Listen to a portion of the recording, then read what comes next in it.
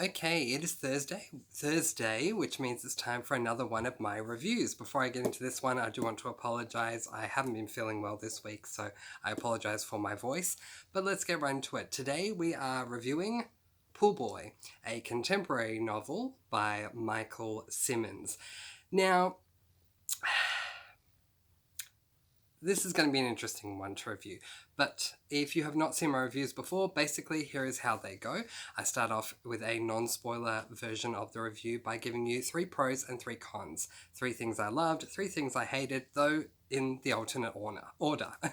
Then I go into the spoiler version, talk about the plot, what I liked and what I didn't like about it. So for the non-spoiler version, let's get right into it. What were the 3 cons about this book? Let me tell you, they were not hard to find. Overall, I end up giving this book 2 stars, and that's only because of what happened right towards the end. Okay, so con number 1, this is a character-driven story, and I don't like character-driven stories. This is the first character-driven story that I have actually read. In case you don't know the difference between both of them, a character-driven story is a story where you spend your time reading about the character, going about their day-to-day life. It is not plot-driven. There's either no plot, it's either non-existent, or the plot is especially small and short because it's more focusing on the character themselves. Let me give you an example. Let's just say that in a very short version of a plot, the character is deciding whether or not to buy a chocolate bar, or whether to buy a chocolate bar or to not buy a chocolate bar. Okay, in a normal story, the book would continue on with the character deciding it relatively quickly, right? Okay, I think I will buy this chocolate bar. Take the chocolate bar up to the counter, pay for it, leave, starting the chocolate bar, and move on to whatever the next thing is in the story. Because, well, I don't know about you, but chocolate bars aren't that exciting for me in stories, so they'll move on to something else. Not in this book. If the protagonist in this book went into a store and bought a chocolate bar, before he could decide whether he wanted to buy the chocolate bar or not, you would have pages upon pages of what he likes about chocolate bars, what he doesn't like about chocolate bars, what opinions his family members and friends would have on that chocolate bar, whether he had enough money, even if he did have enough money, what everyone would say about the fact that he had spent that money on that chocolate bar, and 10 pages later you're lucky if he bought that chocolate bar or if he at least made a decision. And this is what I mean. Character-driven stories are all about the character, their wants, their needs, their thoughts, and their opinions on all different things, as opposed to a driving plot. I did not enjoy that about this book. 3/4 of the book was a character-driven story, and 1/4 was a plot. The plot was enjoyable, but the character-driven side, just not for me at all. My second plot is that, my second con, you're saying the word plot now. My second con with this book is the fact that it is a riches to rags book, which made me really excited to want to read this. I've read a lot of the reverse. I've read a lot of rags to riches books, my favorite being Aladdin, but there are many other great books out there that are rags to riches that are done really well. My problem with this book, as excited as I was to read it, was that this book starts off day one with the character on the rags side of things. And that really upset me. For me, I was hoping that they would open up with chapter 1, the character being rich as he is, living his rich lifestyle, and just allowing us to become accustomed to what he's used to.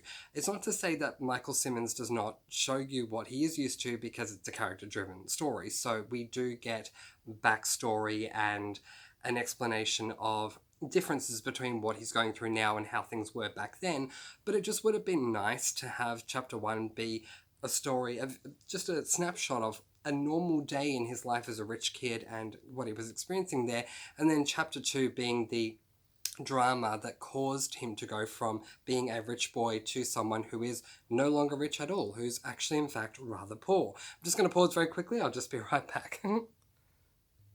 Okay, I apologise for that. Just had to clear my throat. My voice is going, which is kind of weird because I haven't really spoken that much today. I'm sorry about all the flickering going on in the background. I do apologise about that. So yeah, and then I would have preferred chapter 2 to be about the drama that unfolded to make this character go from riches to rags. This did not happen. My imaginary chapter 1 and chapter 2 were erased entirely from the book, and we start this book off with him already being poor. I didn't appreciate that, especially considering that the premise of the book is that it is rags to riches. It doesn't say those words, but it implies that. So that was my second con about this book. My third con is the character himself. This book follows the protagonist, whose name is Brett.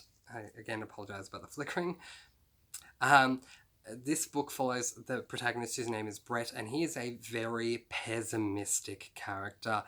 And I did not enjoy that about him.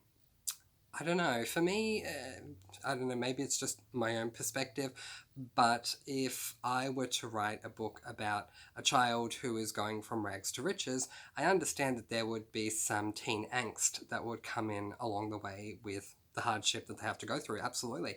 But at a point, shouldn't the character at least reside themselves to this is where they are now and try and look for the positives? Maybe that's just me. I try and look for positives wherever I can in life, and this character, Brett, he really doesn't. He just seems to keep putting everyone else down around him, and he's just not a positive character at all.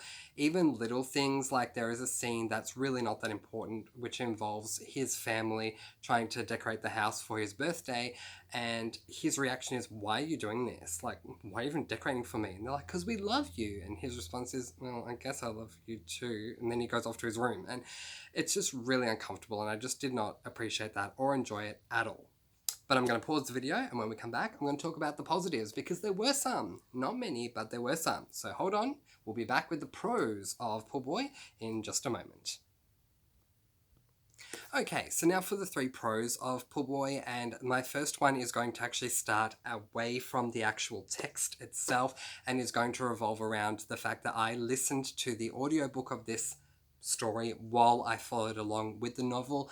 I don't always do that, but it's something that I've grown accustomed to, and yeah, I do enjoy a lot of the time. I like to enjoy listening to the audio while reading along with the book. I don't like listening to audio on its own, and sometimes I'll read the book on its own. Not the case with this one. The reason I'm bringing this up is because the audiobook is actually narrated by Chad Lowe, which I really appreciated, because I'm sure you know him from many different places, many different shows or films or whatever, but I went through a period in my life where I was not loving, but rather I was obsessed with the show Pretty Little Liars. And when I say obsessed, I mean obsessed. Ask any PLL, Pretty Little Liars fan, and yeah, you'll be able to know right away if they're obsessed or not. We were talking theories every single week, and I certainly have that on my channel as well. If you look at my TV reviews, you'll see Pretty Little Liars there. Chad Lowe plays one of the protagonists, Aria. He plays her father in the show, and so it was really great having him read this to me, and I really did enjoy that. There have been some audio narrators that I've found on Audible that I've known them because of things I've seen them in, and I really appreciate having Chad Lowe narrate this to me. Now, the fact that I have to go and use the narrator of the audio rather than commenting on the physical book does say a lot, that I can't find a third pro on this book just based on the text alone. I couldn't do it. But the 2 pros that I can give you based directly on the text and not the audio are that the climax was an absolute breath of fresh air. This book seemed to have a stale smell and taste in the air. It really did. It dragged on for a very long time, and that is because with it being a character-driven story rather than a plot-driven story, anytime we seem to go anywhere in the plot, like a paragraph, 2 on a really good day, we got 2 paragraphs into the plot, then it just went about, being on a character side of things, and Brett talking about his own thoughts about what was going on and what everyone else would think and what he likes and what he doesn't like, and going off on other tangents and da-da-da-da, and the plot just wasn't moving, and it really annoyed me, and it became very old and stale very quickly. However, towards the end of the book, there is something that happens that I didn't like that it happened. I'm going to make that clear without spoiling what it was. I didn't like that it happened, but I absolutely appreciate that it happened, because it really seemed to create some sort of an arc for the protagonist, and I appreciated it from that angle. And I felt that had this particular event not occurred, then that character would not have gone through that arc. So I really appreciated that, and for those reasons I did list that as a pro. But you have to get to 3/4 of the way through, or at least 2/3 to 3/4 of the way through for that climax to occur. Again, I'm sorry about all the flickering in the background. I really apologize about that.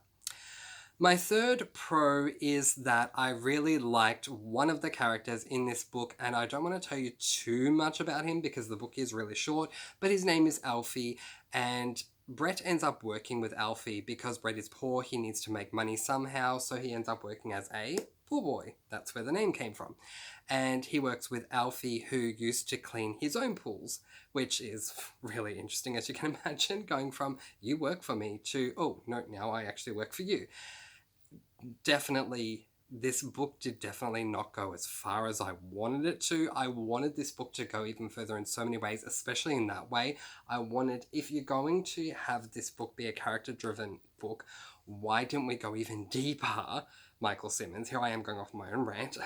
Why didn't we go even deeper into Brett's thoughts and feelings about working for the guy who worked for him? Like... Anyway, I didn't write this book, and I don't think I was the target audience for it, but the character of Alfie, who Brett does end up working for, who used to work for him, is an amazing guy. He is very...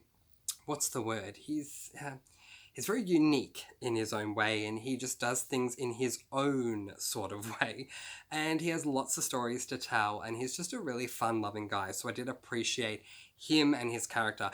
I also appreciated, and I don't remember her name, but the protagonist's best friend's mum. I know that's a lot to take in, but I'll say it again. The protagonist's best friend's mum. She was really amazing. She seemed to be very loving of Brett. Not to say that his mother didn't love him, and his father's in a bit of a situation which keeps him away from Brett throughout the story. I guess I can say that. But yeah, she seemed to be very loving towards him, and I really appreciated her for that. But that's it. That's where we're going to wrap things up for my 3 pros and 3 cons of this book, Pool Boy by Michael Simmons.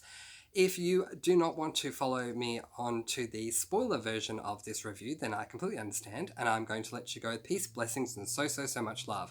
I post videos every Wednesday and Sunday, and I post reviews in between. So thank you very, very much for joining me here today, and I'll see you again soon. Happy reading to you guys, and for those of you who are joining me for the spoiler version, we'll see you after this pause break in just a moment. And welcome back to the spoiler version of this book, Pool Boy by Michael Simmons. Look, I did not like this book, okay? I struggled to find positives with this book, and I will be honest, a big part of the reason why I pushed through to the end is because the book is so short. I think it's like 177, if I'm remembering that correctly, pages long. Actually, less, 164 pages long. And so I thought, I want to add another book to my, read collection on Goodreads, so I'm going to keep reading and not DNF this because it's so short.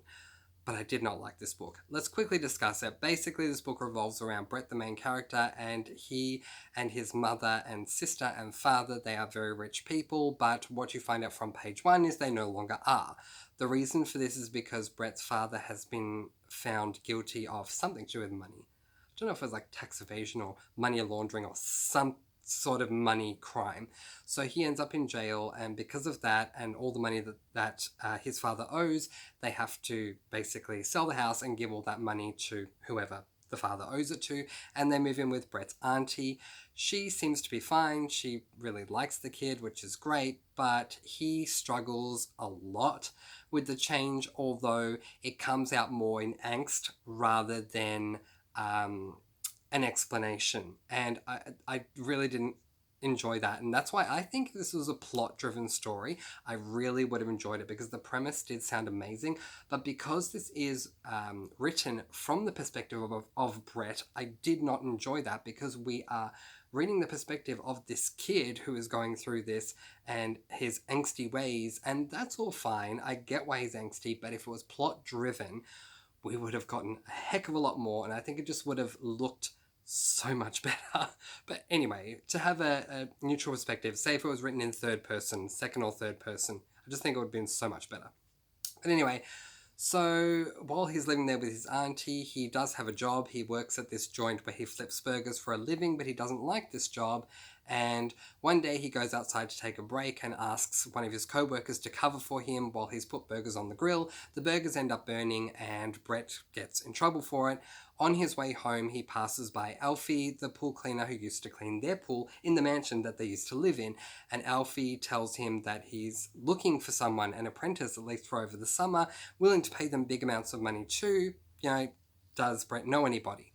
Brett eventually ends up taking the job with Alfie and they form a very fast friendship, going from, child of the employer and worker to workmates. And this is a wonderfully beautiful friendship between these two characters, and I really did appreciate that about the book. Alfie really opens Brett up to a lot of different things. Even though he's not rich, he still has a good life. He has some skeletons in his closet, absolutely, including the fact, and he admits this to Brett, that he and his daughter had a falling out because one day he just left his family, kind of left them stranded, and his daughter never forgave him for that, and that's the one skeleton in his closet. But otherwise, he seems like a great guy. He loves pickling vegetables, and he really wants to get Brett onto drinking coffee, which I love because I love my own coffee. And at one stage, Alfie's even saying, I'm going to make it part of your job work requirement that every day you're going to try a bit of coffee. And I know this may sound wrong to a lot of people, but I just found that awesome because I love coffee, so I totally got it. Anyway, so they end up working together, and Brett learns a lot on the job. Day one, when he goes to work at one of his best friend's pool, and he starts taking off his shirt as if to dive in and take a swim, because in his mind, I'm going to have a quick swim and then I'll clean the pool. But Alfie very quickly tells him, no, you're here to work.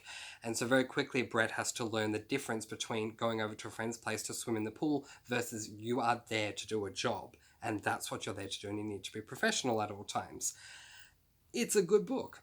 Ultimately, Brett ends up getting his license, and his mother says that she'll go with him, but his father, who is still in jail, he's in jail throughout the whole book. Because I thought his father would get out by the end, but no. His father has burst his appendix, and so his mother, who said she'll go with Brett to get his license, ends up going to the jail to be with the father, and Alfie ends up going with him instead, and he actually uses Alfie's dusty old pool cleaning van to take the test, and he passes it. He ends up doing really well. He talks to his best friend's mum, the one that I said earlier, who's a wonderful character, and he tells her that he loves this girl and he wants to ask her out. So he wants to have a party, and the mum is all on board with this. The best friend, however, is not on board with this at all, but the mum is like, yeah, we're having a party, and if you don't want to be there, to the friend, you don't have to be there. Her son.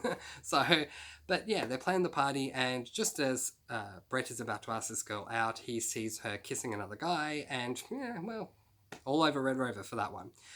Ultimately, when we get to the climax, unfortunately, he goes to Alfie's house one morning, because that's kind of how it works. He goes to Alfie's house, and then they have coffee, and then they drive together off to the pools that they're going to go to. He knocks on Alfie's door, but Alfie does not come to the door, and then he looks through the window and sees that Alfie is lying on the floor. Breaks the window, gets through, opens the door, goes through, and finds out that Alfie looks pretty much dead, but he's not dead. He does make it to hospital alive, fortunately, and the daughter is contacted. She comes rushing down, and ultimately, unfortunately, before Brett can even say goodbye to Alfie, Alfie does die. So that was the thing that from an emotional standpoint, I didn't like, because why do authors keep killing my favorite characters on me? I really don't like this. I mean, pick any other one. And you know what? That's probably why they do it, because it gets an emotional reaction out of you. And that's why from an emotional standpoint, I hated that Alfie had to die. But from a logical standpoint, I get why it had to happen, because it does provoke a massive change in the way that Brett starts to think. He's no longer negative. He does become a lot more responsible. In Alfie's will, he ends up leaving Brett the cleaning business, and Brett does decide to take it over. And the conclusion basically says that, or the end of the book, by the end of the book, Brett is saying that he's enjoying the business and everything's going really well, and yeah, everything seems to be going much better for him, and he's fine now. All in all, I did not like this book, and I think this is like the 5th time I'm telling you guys this. I did not like this book.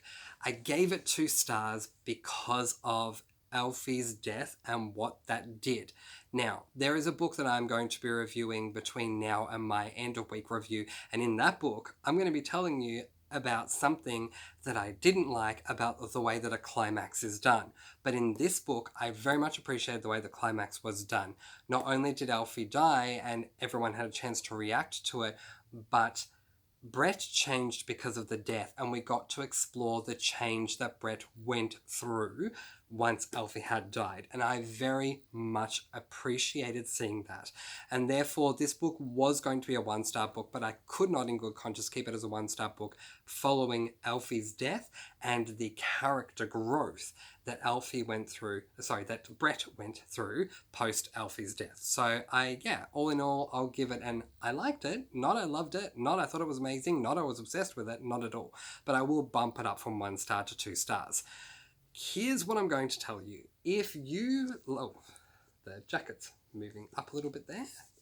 If you appreciate character-driven stories, I would recommend this book because it's definitely a character-driven story. If you prefer plot-driven stories, this may be a tougher book for you to get through.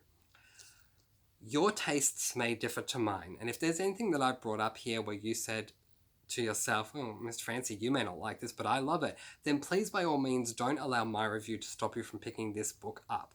However, I'm going to end this video by saying I really hope that there is another book out there that is a riches to rags story that is told in a better way than this one is.